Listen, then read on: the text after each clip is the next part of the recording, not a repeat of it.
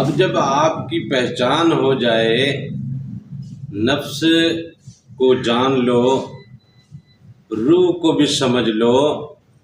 نفس اور روح کی شکلیں بھی دیکھ لو، نفس کے مزاج کو بھی دیکھ لو، روح کے مزاج کو بھی دیکھ لو، یہ ہے وہ حقیقت میں معاملہ جہاں سے آپ کی جنگ کا آغاز ہوتا ہے۔ اس سے پہلے نفس اپنے حصے کے حربے استعمال کیے جا رہا ہے، نفس اپنے حصے کے تمام کام کیے جا رہا ہے، کیونکہ اسے ظاہری وجود یہ ملا ہوا ہے نا، اس کو بھوک بھی لگتی ہے، اس کو سردی بھی لگتی ہے، اس کو گرمی بھی لگتی ہے، اس کو بیماریاں بھی لگتی ہیں، اس کو گھر کی بھی ضرورت ہے، چھپر چھاؤں کی بھی ضرورت ہے، اس کے سردی سے بچاؤ کے بھی معاملات کی ضرورت ہے، اسے رزق روزی کی بھی ضرورت ہے، اسے کاروبار کی بھی ضرورت ہے، اسے رشتہ داروں کی بھی ضرورت ہے، اسے دوستوں کی بھی ضرورت ہے، اسے زندگی کے ہزار معاملات کے جھمیلے ہیں، اور یہ نفس کی ظاہری پوشاک ہے۔ نفس اس کے ذریعے اپنے سارے کام کیے جا رہا ہے اور روح کو سلائے بیٹھا ہے، لیکن جب روح بیدار ہوگی تب حقیقت میں آپ کی نفس کے ساتھ جنگ شروع ہوگی، تب اصل جنگ آپ کی نفس کے ساتھ اس دن شروع ہوگی جب آپ کی روح بیدار ہوگی، آپ کا قلب بیدار ہو، قلب جاری ہو، روح بیدار ہو، اور یہ انوار کا معاملہ آپ کے اندر اٹھنے لگے، چلنے لگے، انوار کے سلسلے آپ کے اندر جنریٹ ہونے لگے، تو یہ دشمن اور زیادہ کوشش کرے گا کہ ان تمام چیزوں کو کاٹے، آپ کو روکے، ان تمام معاملات سے روکے۔ یہاں آپ کو نفس کے ساتھ جنگ کرنی ہے، اور یہاں آپ کو نفس کو ہرانا ہے،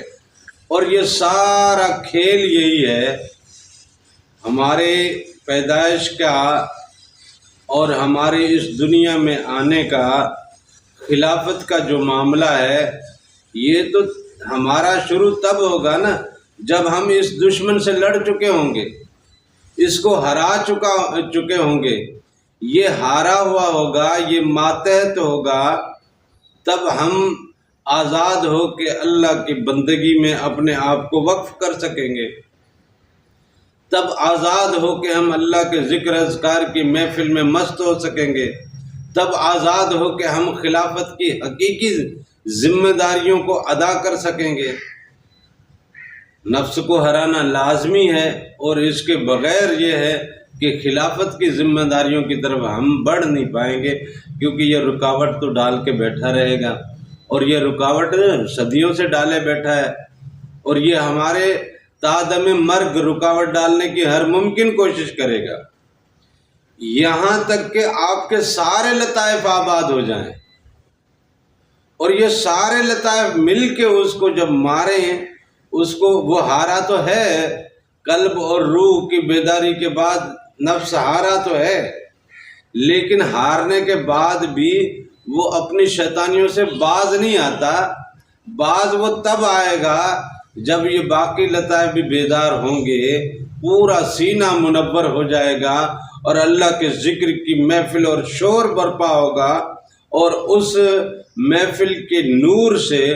اس کی نار کو بجھایا جائے گا۔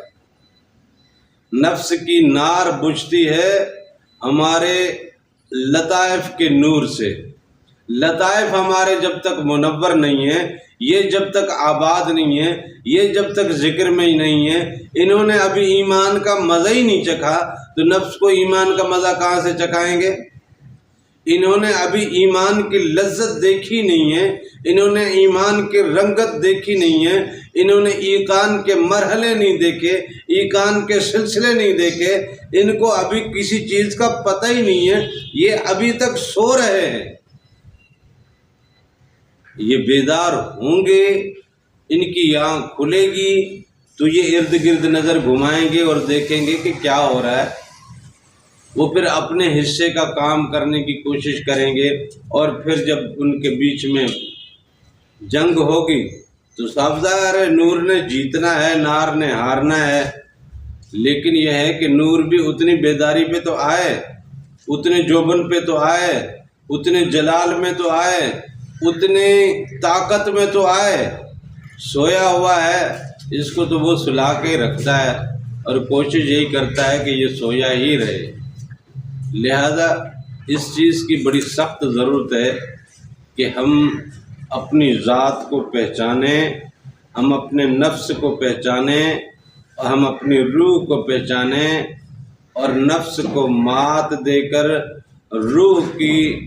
قلب کی، نور کی، ذکر کی، ایمان کی، ایقان کی سلطنت قائم کریں اپنے وجود پہ۔ اور جب ہمارے اپنے وجود پہ یہ سلطنت قائم ہوگی تو اللہ اور اس کے رسول کے فرمان کو یہاں پہ رائج کیا جائے گا اور اللہ اور رسول کے رنگ یہاں پہ اتارے جائیں گے، اللہ اور رسول کے رنگ اتریں گے، ان کے احکامات اتریں گے، قرآن کا نزول ہوگا ہمارے قلب پہ، نماز کا قیام ہو جائے گا ہمارے اندر میں۔ ہمارے ظاہر کی تو 5 وقت کی نماز ہے نا، یہ تو صرف وقت بوقت اپنے جسم کو پاک رکھ کے اپنے تمام کاموں میں، اپنے تمام اوقات میں سے، اپنی تمام مصروفیت میں سے ذرا سی زکوٰۃ نکالنے جاتے ہیں۔ 5 رات کو سو کر اٹھتے ہیں، صبح اپنی نیند کی زکوٰۃ دیتے ہیں، صبح سے دوپہر تک جو کام کرتے ہیں یہ اس کی زکوٰۃ دیتے ہیں۔ پھر دوپہر سے عصر تک کا جو معاملہ ہے، دن اب اختتام کو پہنچا، دن اختتام کو پہنچا تو یہ دن بھر کی زکوٰۃ ہے۔ پھر ہم شام کو اپنے اپنے گھروں کی طرف لوٹتے ہیں تو صحیح سلامت اپنے گھر بار میں پہنچنا، اپنے ماں باپ کے پاس پہنچنا، اپنے بیوی بچوں کے پاس پہنچنا اور صحیح سلامتی کے ساتھ ہماری بھی، ہمارے بچوں کے بھی، ہمارے گھر کی بھی وہ سلامتی قائم ہے۔ اس سلامتی کی زکوٰۃ ادا ہوتی ہے مغرب میں۔ پھر رات کو کھانا وانا کھایا، تب عشاء کی نماز، یہ زکوٰۃ ہے اس پورے دورانیے کی اور اپنے رشتہ داروں کی، اپنے احباب کی، اپنے گھر والوں کی تمام ذمہ داریوں کو ادا کرنا، ان کے ریلیشن کو قائم رکھنا، ان کے ریلیشن کو استوار رکھنا، ان کے معاملات کو برابر سانچ سویر اپنا سینچ کے سنوار کے رکھنا،